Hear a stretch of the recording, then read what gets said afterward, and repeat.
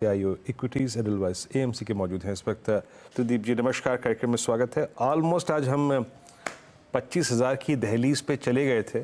वो इंडेक्स जो आज से लगभग गिन के 5 रोज़ पहले 24,074 का लो लगा के आया। आई थिंक वो कैपिटल गेन टैक्सेस जब रेज किए थे उस बजट स्पीच में, वो एग्जैक्टली एक शॉक लगा था। बट तो दीप जी, आप कंफर्टेबल हैं क्या जिस प्रकार की इस बार अर्निंग्स रहीं, और ये लेवल्स आपको कंफर्टेबल है, या फिर आपको लगता है कि नहीं ये लिक्विडिटी ड्रिवन रैली है, एज ऑफ नाउ थोड़ा सा कॉशियस अप्रोच आपने रखी है? आप लोग अपने आप को कैसे इस वक्त प्लेस कर रहे हैं इस मार्केट में? जी, मेरे ख्याल में पिछले चूंकि आपने शुरुआत किया पिछले एक वीक का मार्केट मूवमेंट में, तो मैं ये कहूँगा जो ये मार्केट का दारोमदार है ये चेंज हो रहा है फ्रॉम मैक्रो टू माइक्रो, इसलिए उसके बीच में ये वॉलेटिलिटी है। मैक्रो मतलब अगर आप देखिए साल के शुरुआत से लेकर अब तक मेजॉरिटी जो मूव्स हुए हैं मार्केट में मैक्रो ड्रिवन हुए हैं, चाहे वो यूएस रिलेटेड हो या फिर इससे पहले एग्जिस्टिंग गवर्नमेंट की कंटिन्यूटी होगी कि नहीं होगी। और पिछले जो बजट का जो कार्यक्रम था उसमें आई थिंक जो सबका ध्यान ये था कि पॉलिसी कंटिन्यूटी रहेगी कि नहीं रहेगी। और इन दैट कॉन्टेक्स्ट जब ये कैपिटल गेन्स टैक्स आया तो लोगों को इनिशियली एक बहुत नेगेटिव लगा, लेकिन बाद में समझ आया कि बहुत ज़्यादा फर्क नहीं पड़ता है, इसलिए हम जहाँ हैं वहाँ हैं। पर इसके आगे अगर आप देखिएगा यहाँ से डोमेस्टिक तौर पे यहाँ से लेके साल के एंड तक, माने फिस्कल ईयर के एंड तक मेन चीज़ें जो निर्धारित करेंगी कि हम ऊपर जाएंगे, नीचे जाएंगे, या कितना ऊपर जाएंगे या कितना नीचे जाएंगे, वो अर्निंग्स होंगी। तो ये पहली बात कि साल का शुरुआत काफ़ी मैक्रो डिपेंडेंट रहा, अब हम मैक्रो से माइक्रो की तरफ आ रहे हैं। वहाँ पे अगर आप देखें तो मुझे लगता है कि ये वाला जो क्वार्टर जिसके नतीजे हम देख रहे हैं ये एक ट्रांजिशन क्वार्टर है। वो इसलिए क्योंकि ये क्वार्टर के समय में एक तो इलेक्शन का समय था तो बहुत ज़्यादा गवर्नमेंट कामकाज हुआ नहीं। दूसरी बात ये कि हीट वेव और ऐसे माहौल पैदा हो गए थे कि जो आपके कंजम्पशन के लिए बहुत ज़्यादा पॉजिटिव नहीं रहे। तो इस क्वार्टर के नतीजे बहुत ज़्यादा तेज़ी के आएंगे ऐसा एक्सपेक्टेशन भी नहीं है, और न ही नंबर आएंगे, और उस हिसाब से नंबर भी वैसे ही आ रहे हैं। अगर आप देखें तो हर जगह ग्रोथ में थोड़ी बहुत कटौती है, लेकिन सबने सालाना ग्रोथ अपना उतना ही रखा है, क्योंकि उनको लगता है कि जैसे जैसे अपन सेकंड, थर्ड, फोर्थ क्वार्टर की तरफ जाएंगे ग्रोथ आउटलुक इंप्रूव होगी, क्योंकि गवर्नमेंट का बजट थोड़ा रिलीज होगा, उनका काम इंप्रूव होगा, और साथ में जैसे अभी बारिश आ गई है, मानसून थोड़ा बेहतर करेगी जो कंजम्पशन रिलेटेड स्टॉक्स के लिए। तो मेरे ख्याल में ये ट्रांजिशन क्वार्टर के हिसाब से देखना चाहिए। इस क्वार्टर के नतीजे अभी तक बहुत ज़्यादा अच्छे नहीं आए हैं, और इसलिए मार्केट अभी थोड़ा सा रुका हुआ है। और मेरे को लगता है कि ये अभी जैसे फेस्टिव सीजन आएगा उसके बाद उसके डिमांड के हिसाब से मार्केट अपना आगे का रुख अपनाएगा। तो ये ट्रांजिशन क्वार्टर के हिसाब से देखना चाहिए। बाकी जो अंडरलाइंग ट्रेंड्स हैं, जो सेक्टर लीडरशिप है, अभी वैसे ही बरकरार है। एक दो सेक्टर में थोड़ी बहुत चेंज देखने को आई है, वो आगे बात करते हैं। बट मोटा मोटी अगर आप देखें अर्निंग्स ग्रोथ स्टैंड पॉइंट में ये क्वार्टर एक्टिविटी का वीकनेस दिखाएगा। अगले 2-3 क्वार्टर में थोड़ी बहुत तेजी यहाँ से उम्मीद है। दीप जी, जो आपने कहा कि आगे उसकी बात करेंगे, कहाँ पर आपको थोड़ा सा रुझान बदलता हुआ दिखाई दे रहा है, ट्रेंड बेहतर होता हुआ दिखाई दे रहा है, किस सेक्टर में? सबसे पहले मैं बोलना चाहूँगा कि आईटी सेक्टर में ये हम ओवरऑल पिछले एक्चुअली 4 महीने पहले हमने एक टेक्नोलॉजी फंड भी लॉन्च किया था, ये कह के कि ये जो सेक्टर है इसके जो अर्निंग्स हैं ये बॉटम आउट होने के कगार में है। ऐसा नहीं है कि नियर टर्म में बहुत ज़्यादा अर्निंग्स भाग जाएंगे, लेकिन अगले 2-3 क्वार्टर में जैसे जैसे यूएस में रेट कट होंगी, जैसे वहाँ का माहौल बदलेगा, अर्निंग्स के माहौल बदलेंगे, वैसे यहाँ आईटी कंपनीज के अर्निंग्स भी बदलेंगे। और मुझे लगता है कि अगर 1-2 साल का व्यू लिया जाए तो यहाँ पे अर्निंग्स बॉटम आउट होते हुए दिखाई दे रहे हैं। वो एक है।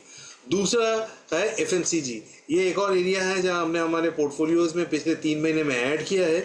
इसका ध्यान इसलिए था कि ओवरऑल जैसे मॉनसून का जो रुख है वो बदल रहा था। एल नीनो की तरफ हम रुख कर रहे थे फ्रॉम ला नीना, जो कि जनरली रेनफॉल के लिए और मॉनसून डिपेंडेंट सेक्टर्स के लिए बेहतर होती हैं। तो ये 2 सेक्टर्स के जो आउटलुक हैं ये थोड़ा बहुत अर्निंग्स मेरे ख्याल में अगले 2-3 क्वार्टर में यहाँ से बेहतर होंगे।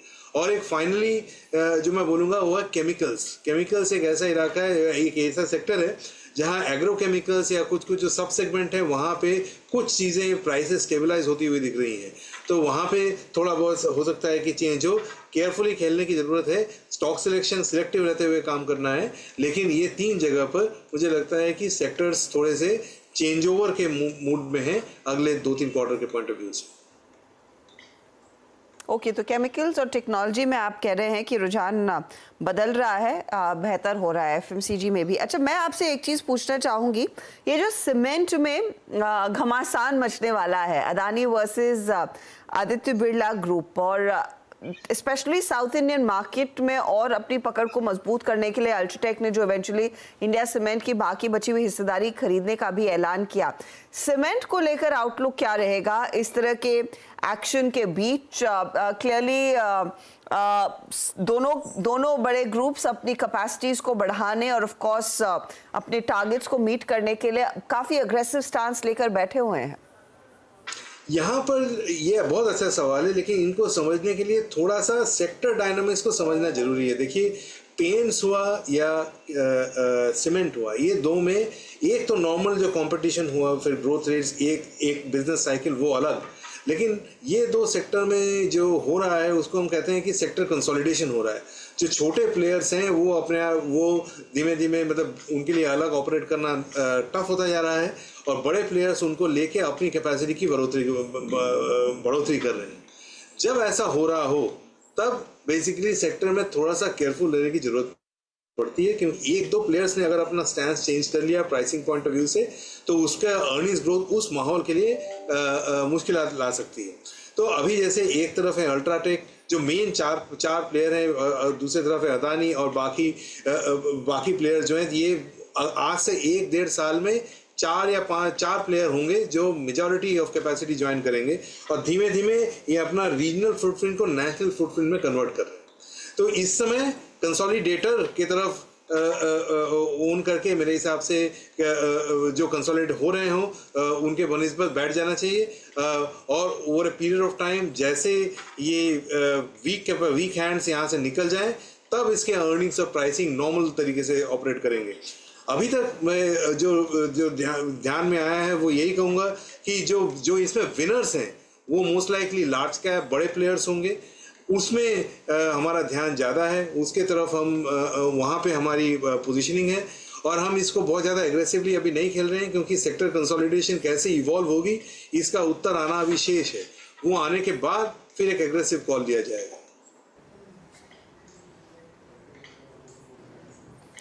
ओके, आप बताते जी एक स्पेस और जो कि आई थिंक इस अर्निंग सीजन का अब तक का लीडर रहा है, और जिसने मेरे ख्याल से ये पूरे के पूरे 23,500 23,800 से लेके 24,950 तक के सफ़र को तय करने में मदद और अपना कंट्रीब्यूशन दिया है, निफ्टी आईटी। यहाँ आप लोग ने अपने आप को कैसे पोजीशन किया? ऐड थोड़ा सा ज़्यादा किया, यहाँ पे वेटेज बढ़ाया है, mid cap IT, large cap IT में व्यू क्या आपका इस वक्त?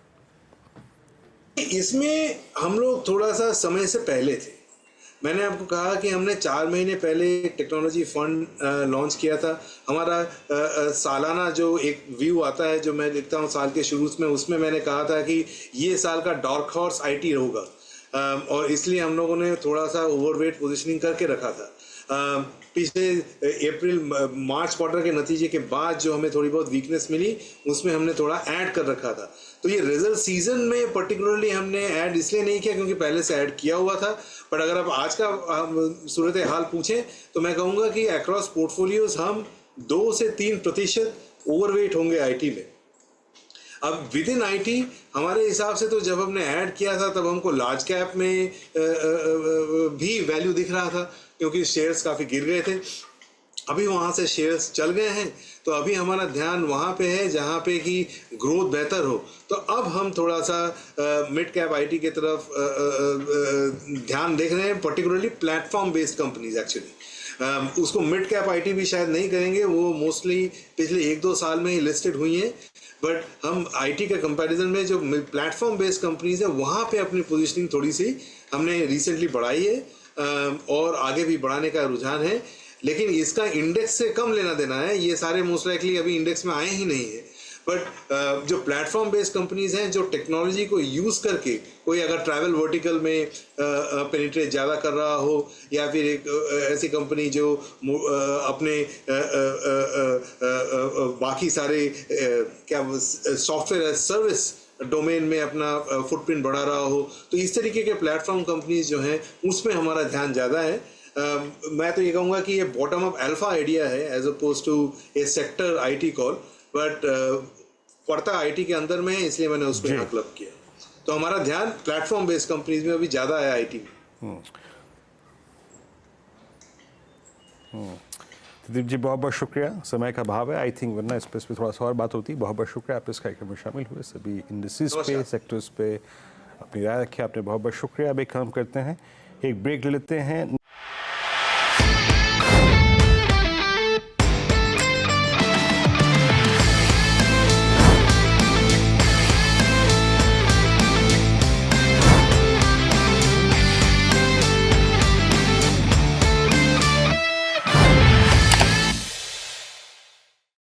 बता दें कि मनी कंट्रोल पर दिए गए विचार एक्सपर्ट्स के अपने निजी विचार होते हैं। वेबसाइट या मैनेजमेंट इसके लिए उत्तरदायी नहीं है। यूजर्स को मनी कंट्रोल की सलाह है कि कोई भी निवेश निर्णय लेने से पहले सर्टिफाइड एक्सपर्ट की सलाह लें।